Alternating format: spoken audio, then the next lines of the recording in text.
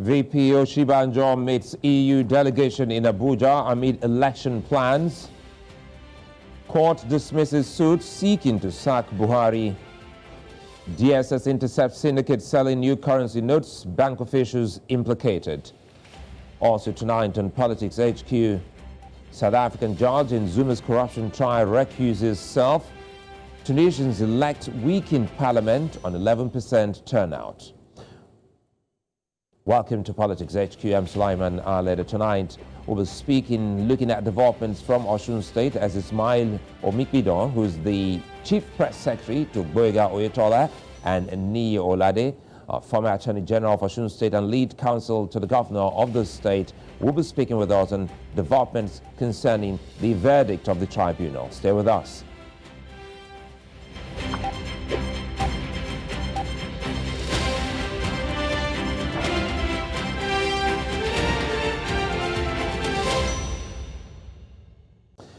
On July 16, 2022, Senator Ademola Adeleke of the People's Democratic Party was declared the winner of the Osun State Governorship election.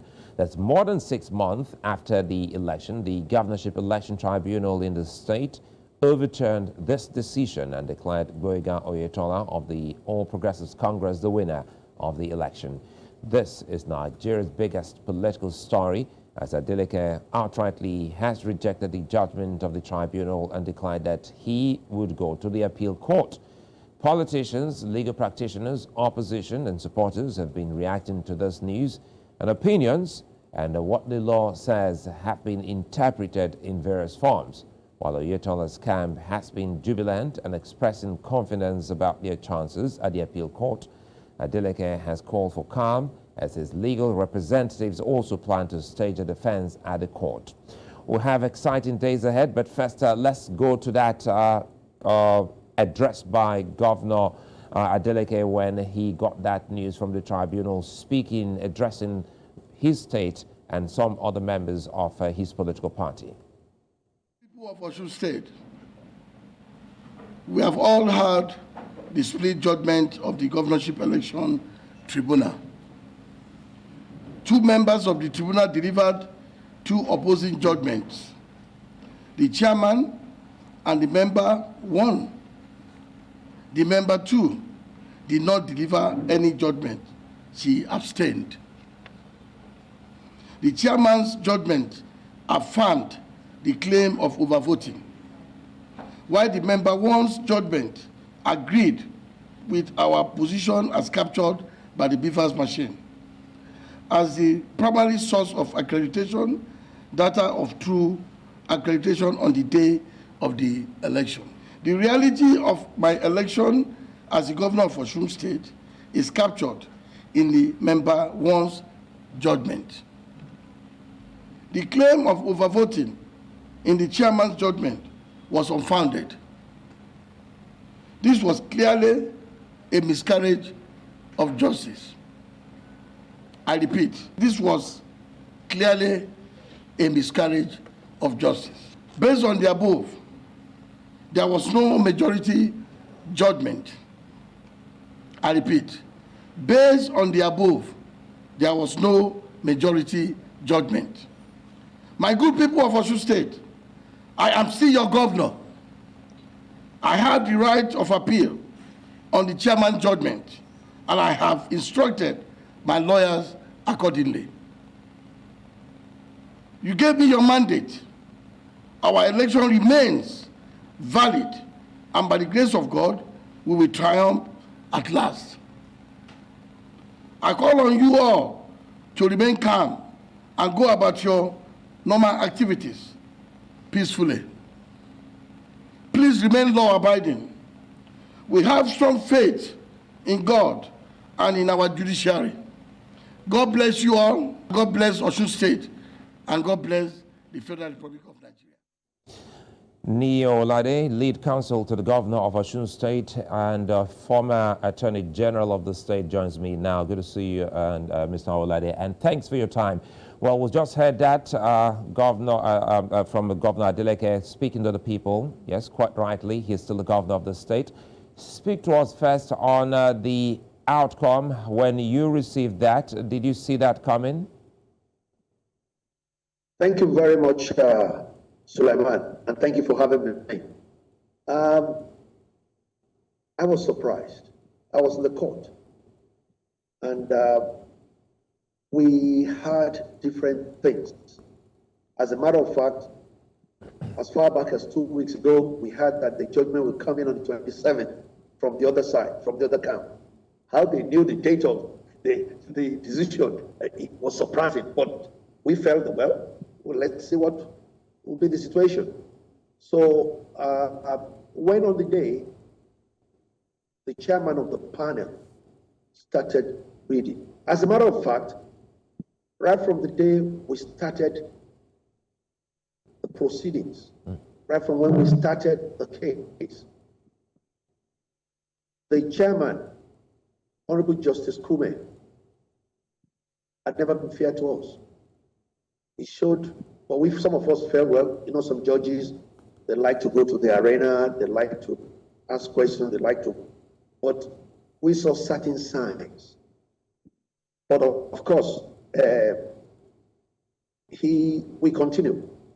We continue, and on the day, 27th of January, he came up with this absurd ruling. I was surprised that an experienced judge would come up with such a ruling. A situation whereby he jettisoned the primary source of evidence and rather opted for the secondary source of evidence, when we know that in law, the best evidence rule, the best, is the primary source. But he opted for that. But thank God we have a hierarchical court system in Nigeria. You know, the concept of star decisions, we have a hierarchical court system. We have our appeal, we have the recourse to Court of Appeal, and thank God that there's also the added aspect of the Supreme Court. So we are set to go. As a matter of fact, our appeal is ready. We are confident of that. All right, Mr. Owolade, it's good thing that your appeal is ready, but again, you know, some of the key issues you raised here, you're talking about unfair treatment by the chairman, which you say, well, is actually started from the start of this proceeding. But let's look at some of the key issues here. For Oyetola and his party, they were asking for two key issues from the tribunal, or rather three, saying that the governor was unqualified to run for the office of governor, and of course, two, that there was overvoting of 749. That's it was pretty much later reduced to 744 polling units, and three, that the election was not conducted in compliance with the Electoral Act of 2022, and requested the tribunal to cancel results in the 744 polling units. These were the things that you're actually dealing with in the law court, and you say the outcome came to you as a surprise. Take us through some of those issues that you presented to counter some of these that ultimately didn't work in your favor. On the first issue, the issue that our candidate was not qualified, I think that had been dealt with. On the second and third issue, which is that our candidate, second respondent, was not duly elected by the majority of lawful votes, we disagree vehemently on that. And the reason is not far-fetched. Look, first and foremost, there's the beavers, which is the innovation into our electoral system. And the beavers, which is a novel that will go a long way in actually correcting overvoting, is the bimodal voter accreditation system. The work is to actually correct overvoting. You know, if you're a voter in Nigeria, just like Osun, our election of the 16th of July, 2022, you go to the polling unit in your respective voting units across the state. You check your name from the register. It's ticked. And once it's ticked, you move to the next stage, which is the fact that your card is now presented to the presiding officer there. He sorts you out, and from the beavers will show if you are a voter there. And from there, you vote, you cast your vote. That is the primary source. And that was what happened. But of course, with this technology, you have to upload the beavers, not forgetting that you also have Form ECAT, which will be distributed to all agents and the respective polling units. But the beavers, which does not need any you don't need to send your something through the beavers. So what happened was that the beavers, which was the normal thing, would now transport the entire data to a back-end server. And the back-end server, the report which petitioners got, because the petitioners requested for a report the following day on the 17th of July. And INEC, in accordance with the rules, with the law, with our laws, Section 74 of the Evidence Act, they have a duty. Once you make a request, you produce. So they gave them a letter. They gave the petitioners the letter, the request they wanted. Sorry, I'm trying to see how much we can cover here before we wrap up the segment. Okay. Yes. You want me to? All right. That being said, because the election, the Osun election, many Nigerians thought that it was a test case for INEC. I'm happy you brought up beavers, and everyone thought that with beavers there wouldn't be any issue of overvoting. But two key things also happened during the day. The statistician that is from the PDP agreed that there was overvoting in some units, even though he said it was not enough to overturn the election. And so long as that had happened... let me address that straight away. Go ahead. All right, go ahead. Yeah. The expert we brought had inspected the whole the packet, the beavers, the results coming from the beavers. And he came up that yes, there was overvoting in 6 units.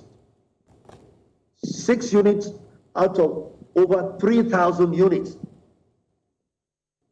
And the 6 units could have been from maybe the presiding officer pressing the wrong button, rejected votes or something like that. The 6 units, you know what these 6 units refer to? The 6 units, in those 6 units, PDP had 1,000 votes plus, and the APC had 700 votes. So you now have only 300. It's only 300 differential. The point that we are making is that the report which they got, which was requested for the 17th of July, which is of the back-end server, that report was incorrect and incomplete. And I'll explain to you. Yeah. The beavers is the machine that has collected the data of all the voters. That will now be relayed to a back-end server. But in going to the back-end server, it's not direct. But the beavers will get all the information it needs with regards to the election as at then. That report is a secondary source. That's what we are saying. It's not the primary source. They got their own report. which was exhibit BVR. We also got a report from the same INEC. Interestingly, the lady, the deputy director of ICT, who signed the report, which APC got the petitioners, was the same lady who signed our report. And she gave evidence. She said, you cannot rely on that first report because the data had not been completed as at the time the report was conveyed to them. You cannot rely on an incomplete document. And where you have two contesting reports of the BVRs, we sought and got an order of court that the whole system should be looked into, which was now exhibit RWC. That is the document that is very relevant here. In that document, honestly, it was explicit because the report in the BVAS, because here is the take, which incidentally goes with the report in our ECAT. And of course, they didn't even bring the register. So our own contention is that you do not bring an incomplete and incorrect document for a decision to be made on. And that's why if you read the minority decision, oh, it was perfect. It was well laid out. The fact that the BVAS, there was nothing wrong with BVAS because INEC, the first respondent, brought the BVAS for all those units to the court. As a matter of fact, the results is still in those BVAS. They decided to raise their entire case on the BVR. That's the report that they got from INEC. And we are contending that you cannot base a decision on a report which is not complete. So that is the take. That's what we believe that we are confident that the Court of Appeal will make a redress on, because you cannot base a decision of the court on a secondary source when there's a primary source. I would have thought that the judge of that caliber will know that the best evidence rule is the primary source, which incidentally the member one, Honorary Justice Oguli, referred to. One other issue here, good thing you're not new to cases like this, and that's why I'm excited that you're here. But looking at the deduction, which didn't work well for the governor of the state, it dropped in votes after that. Those deductions were made, and it reminds some close watchers of what happened in 2010 when the Court of Appeal sitting in Ibadan sacked Prince Olagunsoye Oyinlola at that point in time and declared Rauf Aregbesola governor. The court cancelled results in 10 local government areas of the state. Did you, with BVAS, this is still about BVAS because we're going into an election in less than a month from now. And many Nigerians were assured that with BVAS, which your state had gone through, that things of this nature would be a thing of the past.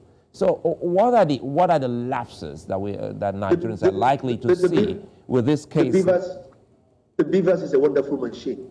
Awesome. The BVAS, that BVAS works. So what went wrong in this case? It is when you convey the result to the back-end server. Look, this is very important. We get what is here. The BVAS gets the report at the respective polling units, but then transmits the data to the back-end server. The problem is that it takes time because it needs synchronizing. The synchronization takes some time because as at then you have issue with when you send message, you call it network. You know, Nigeria is still an interesting place. We're still not up there technologically. You know, the issue of network, you know, it will rest for a while. You say, oh, the network, it will have to go on. then it takes time. It takes time for that, from the beavers, to the back-end server, which was the report that Justice Kume relied upon, which was wrong. You cannot rely, and that's what the witness, the RW1, that is the Deputy Director ICT, said. She was emphatic, and her evidence was not controverted. She said the beavers will send the report to the back-end server. That report, that data to the back-end server is not automatic, it's not straight away. But your votes is still in your beavers machines. The votes are there. We have the votes, you have the ECAT, you have the register. Those are the primary source. But because Justice Kume relied on a report which was sent, which as at the time, the report from the beavers had not transmitted completely. Is that transferring of the report that's the problem now? Referring to the BVR, which is the exhibit, it's called BVR, which is the data from the back-end server. And we are saying that you cannot use that to decide a case when there is the primary source, when there is the issue from the beavers itself. The beavers is still okay. There's no problem with the beavers. There's no problem with ECAT. There's no problem with the register. Now it is the report which Justice Kume, misdirected himself on.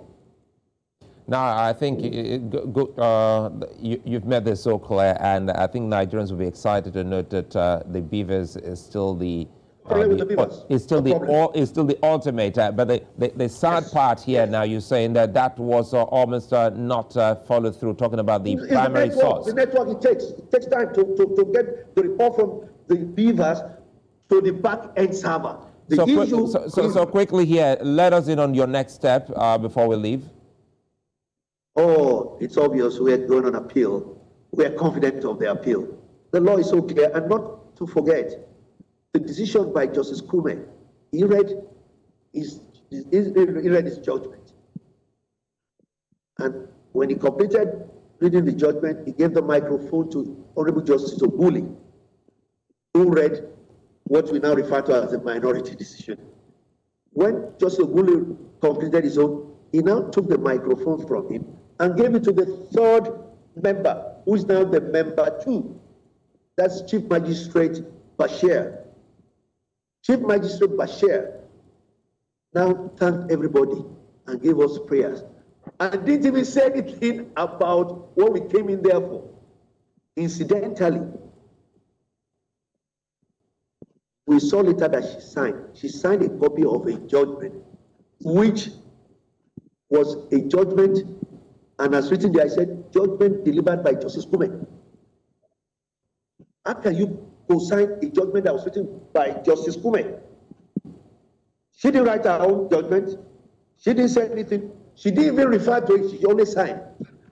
In that judgment by Justice Kume, Justice Kume did not say, this is the lead, this is the majority judgment. No. It's judgment delivered by Justice Kume. How will somebody just sign a judgment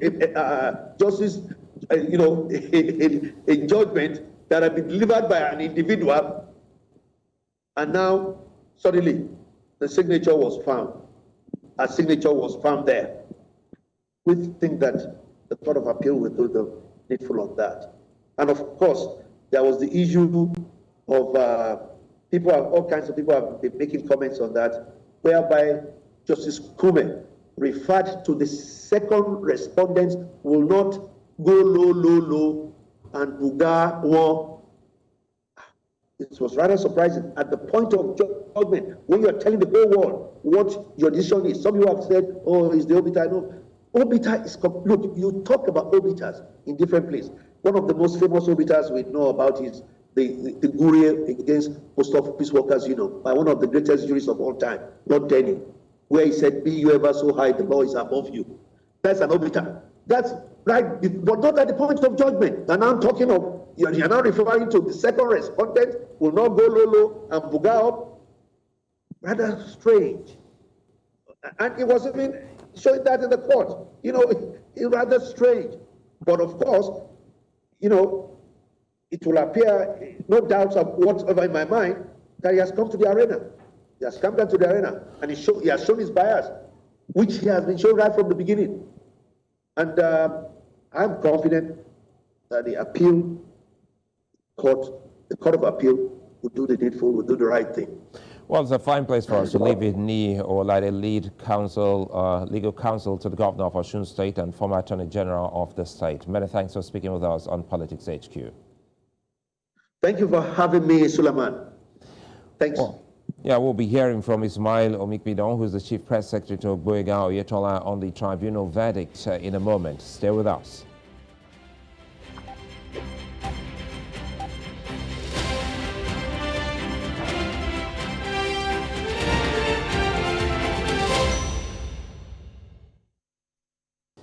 Call it legal fireworks and interpretation. That's what you get when you listen to lawyers and those who are actually pushing on this developing story from Osun State in Nigeria's southwest region.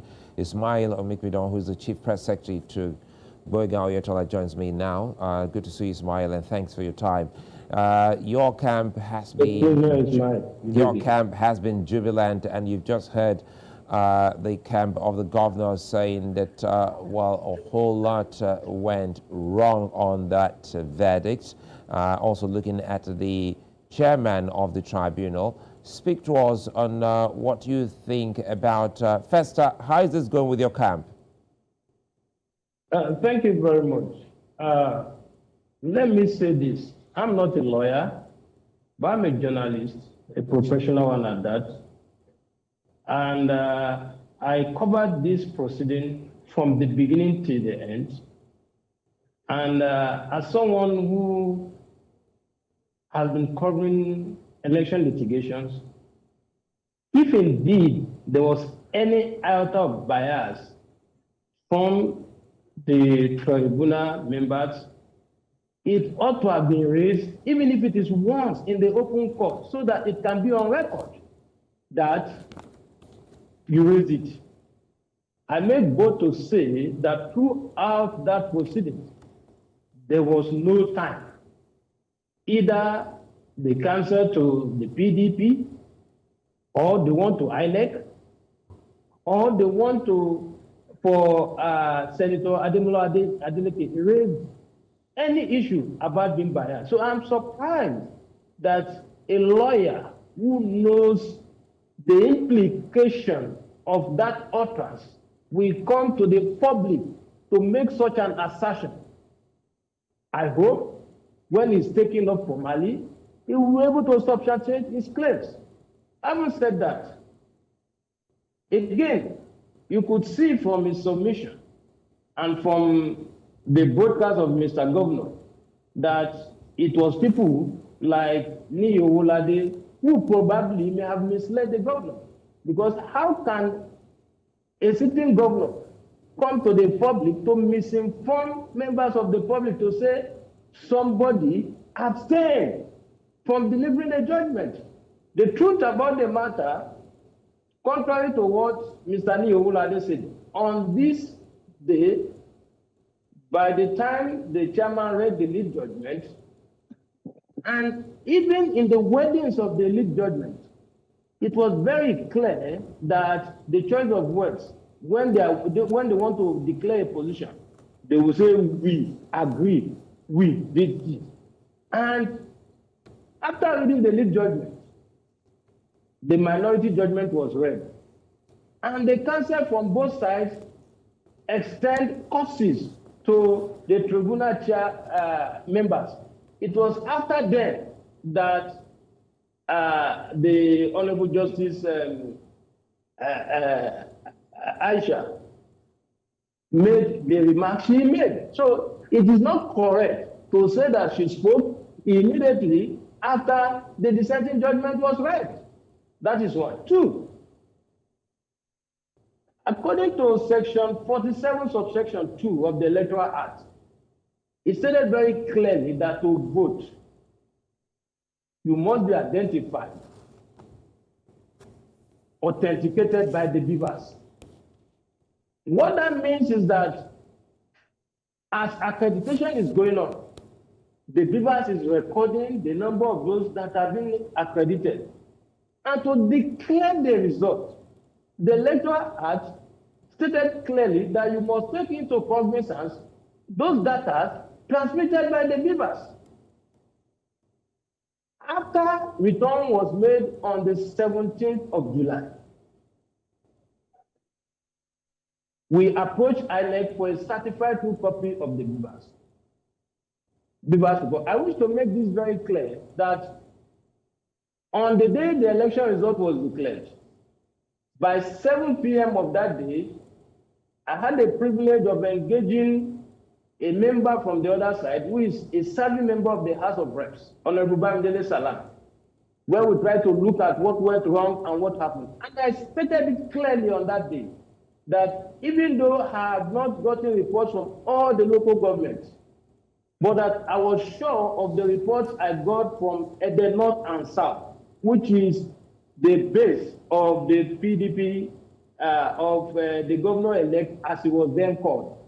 And I stated clearly that as at 7 p.m. on the election day, while all the media houses, including the observer team that were in Osun, announced that voting had ended and that in some places results were being announced, while in some places they were sorted. In the North and South, voting went on till 10:30 p.m. in the night. I went further to state that I have it on the good authority that those who were voting as at 10:30 p.m. in the day were not on queue as at 2:30 p.m. in accordance with the guidelines. Therefore, I said clearly that even though I do not have the records from other local governments, with what I witnessed in the North and South, I am convinced that something was wrong with the returns that were made. And so when we got the beavers report, don't forget that we had just 21 days within which to file our petition. The beavers report was released to us 10 days after the announcement was made. The next question to ask is, how long will it take for the data to be synchronized if we are going by the argument? After analyzing the beavers report, we came to the conclusion that they were overvoting in over 700 polling units. And that was why we filed our petition. And so the second beavers report, which they now refer to as a synchronized beavers report, was obtained after seeing what we filed. So by implication and going by the decision of the tribunal, it's just like a student preparing for an examination. He now had the opportunity of seeing the answers to the questions that were set. Certainly, that student, his smartness will come into play as he will ensure that his answers tally with the questions that he saw. That was what played out. And so apparently, that was why the tribunal refused to admit that synchronized beavers report.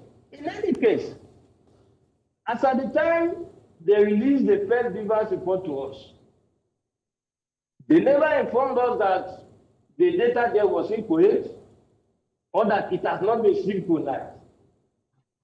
All to the time we filed our petition, and even during the pendency of the case, there was no time INEC came forward to withdraw that beavers report. And in law, any other thing after the first report amounts to afterthought. It's just like an attempt to walk from the answers.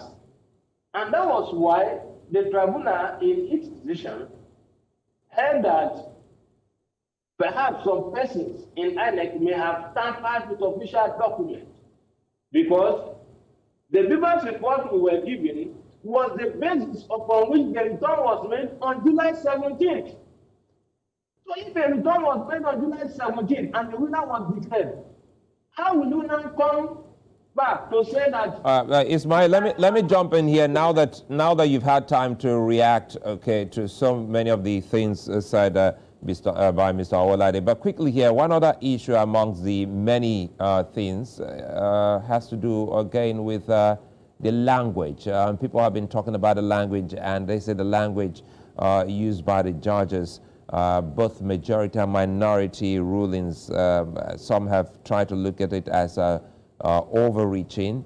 For instance, Justice Ogbuli wrote, let me give you the quote, "It will be unfortunate for a contestant who lost an election to hurriedly apply to get a report from an incomplete source and then build a case to topple a candidate who has been declared the winner. It is exactly the case here." End of quote. You're a journalist. I'm sure you must have seen some of those language analysis by colleagues of yours as well. Yeah, that's right. In fact, there is one particular one that was not captured. I have it. The justice said it in the open court that the star witness from the petitioners was shivering in the witness box. He said that openly. Now, for me, I have tried to find out about the use of Chris Garnett's Bugason. And I realized that even a recent judgment as recent as 2002, justices of appeal court use the same language. But assuming without conceding, I do not think that that is enough ground to overturn the decision of the tribunal. Let me also add that we know we approach the tribunal on two very strong grounds. Apart from the overvoting, we also ask the tribunal to disqualify the candidate, because as at the time he stood for that election, he was not qualified. And interestingly, Ismail, what do you mean? Ismail, let's go back to that.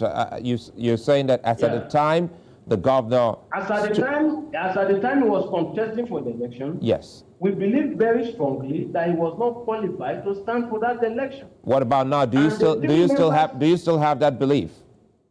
Yeah, we do. Even that it was established by the tribunal. The three members agreed that the document he presented was forged.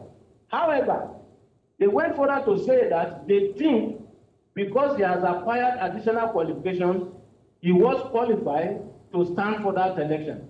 And we believe very strongly that that is a matter that will still be tested at the appellate court, because if we believe strongly in the axiom, in the popular axiom, that you cannot build something on nothing, since they have established that that O-level was forged, it therefore means that whatever additional qualification he has acquired cannot stand, because the basis of those acquisitions is already in contention. So in this case, well, quite naturally, I was done with Mr. Owolade, but I had to bring him back in here because, Ismail, you've raised quite a number of issues, being a journalist and a press secretary to your principal. But here we have the lawyer again to react to some few things here so that we can get going with Ismail here. Mr. Owolade, here you are. You've heard Ismail. He's raised quite a lot. So let's hear you. Thank you very much. I am astonished that a journalist of the caliber of Mr. Omipidan could tell such lies. First and foremost, on the issue that he said that after the review by the chairman, Justice Kume, and then Justice Ogbulu now read his own, that the lawyers said some things before that's a lie. And we have the whole thing of the tape. We have it in the tape, audio. Sulaiman, I'm going to send the audio tape to you. The chairman spoke, just Ogbulu now read his own, and the microphone was then taken to the woman, Madam Bashir. That was what happened. We have it in tape. So for you now to say all the lawyers now spoke, and that's a lie. Secondly, on the issue of qualification, it is shocking.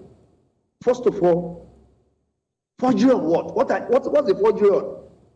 That our candidate who presented the result of Ede Grammar School, which was tested up to the Court of Appeal. Does he know what the concept of stare decisis is? That we have an hierarchical court system, that court, Justice Kume, should have taken judicial notice of the fact that Honorable Justice Agim of the then Court of Appeal, who is now of the Supreme Court, was emphatic that, and this was in 2019, it was the judgment of Senator Ademola Adeleke against Wahab Adepule Rahim of the Court of Appeal in 2019, CA 48729. Justice Agim said that Senator Ademola Adeleke was eminently qualified on the basis of Section 1, and he never forged. Can you forge an F9? Will you now say you go and put an F9 somewhere? Are you saying that Senator Ademola Adeleke never went to Ede Grammar School? Where did he forge? I mean, it's rather surprising. A matter that had been kept to rest as far back as 2019 by decision, by the judgment of the Court of Appeal. Quickly, let me jump in here because I need to bring Ismail back because Yes. quite naturally, I just wanted you to react to some of the things here. One other one that I want you to react to is what Ismail started.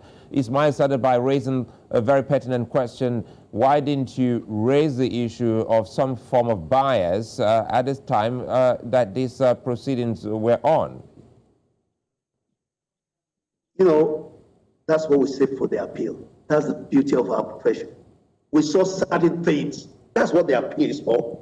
We saw certain things and we just looked on. You know, people have their styles. At times, Justice Kume will come to the arena, will be saying something, will even be urging the petitioners to state some things. We will come to the appeal and don't worry. But now I'm not going to join issues with Omipidan on that. It's in the proceedings. It's in the proceedings. Look, the point that I'm making is that we saw certain things which ordinarily should not be. And for him now to restore, he didn't know that we had a full tape of the entire 3.5 hour proceedings. As now he sounds telling the whole world. Maybe he's forgotten that it's on the national television. We recorded everything. Justice Kume spoke. After Justice Kume's judgment, there was then Oguli's judgment, minority, and then the third person, direct, he got the microphone. Justice Kume got the microphone from Justice Oguli and gave it to Bashir, Madam Bashir, who just thanked everybody.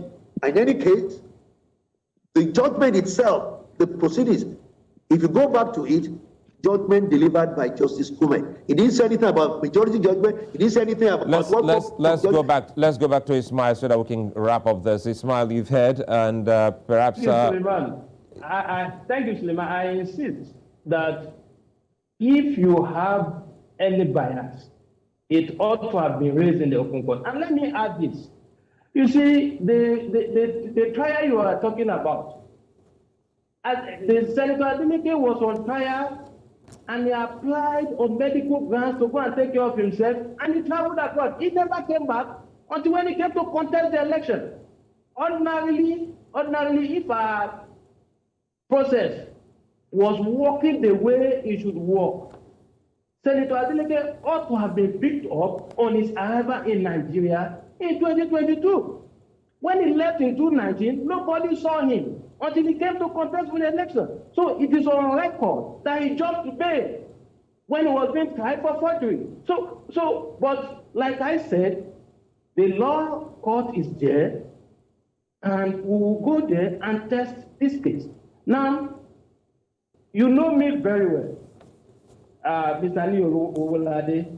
I have no reason to come to the public to lie. I am not like any of you. What else? How else will you describe a majority judgment when can you describe a majority when two people are in agreement? They were in agreement. What's he saying?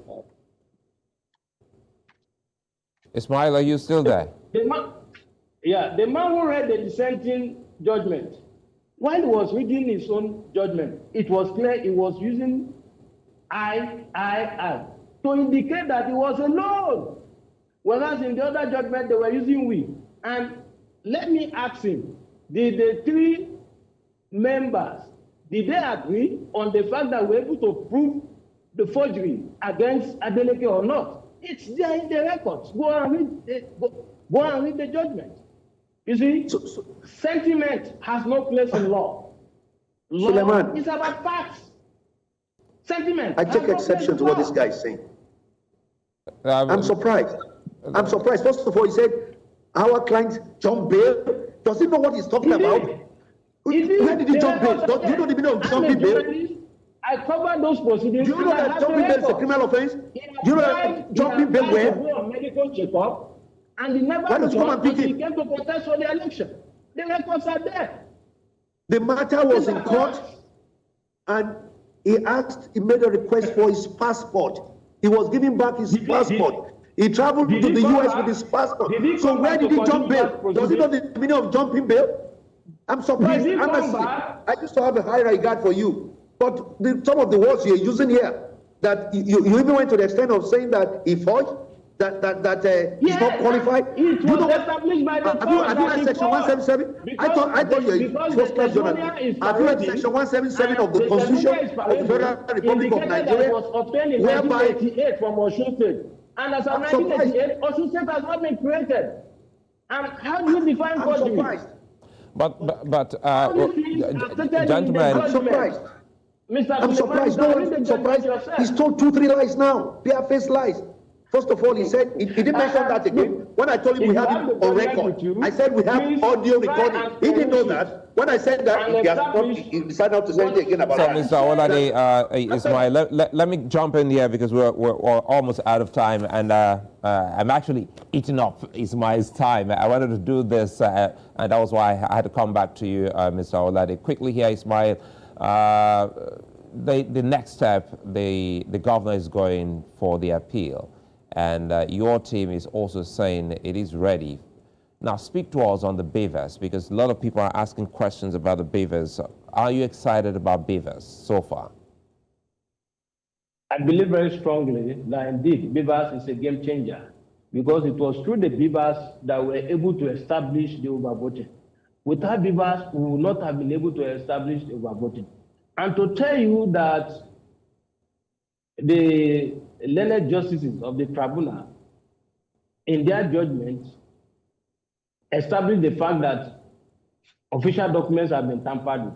The second beavers report, which they are calling a synchronized beavers report, in that same report, we were still able to establish overvoting in over 100 polling units.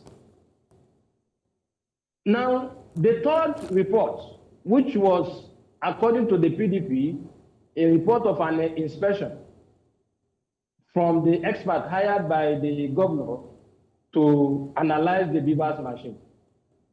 He also came to the court to testify that they were indeed overvoting. The only addition he made was that the overvoting occurred in just 6 polling units. The annex witness came to the court to testify that there was overvoting. All right, okay. Niyi, I think this is a fine place for us to leave it. We'll stay on the matter, and we do hope that we'll have more developing, issues on this, and we'll reach out to you and also to Niyi Owolade to always have input into what Nigerians and the people of Osun State will be interested in knowing. I'd like to thank you for your time, Ismail Omipidan and Niyi Owolade, for speaking with us here on Politics State. Thank you very much for having me, but let us, anybody you invite to come and tell the truth. To have character in Nigeria, we should be able to tell the truth. All right.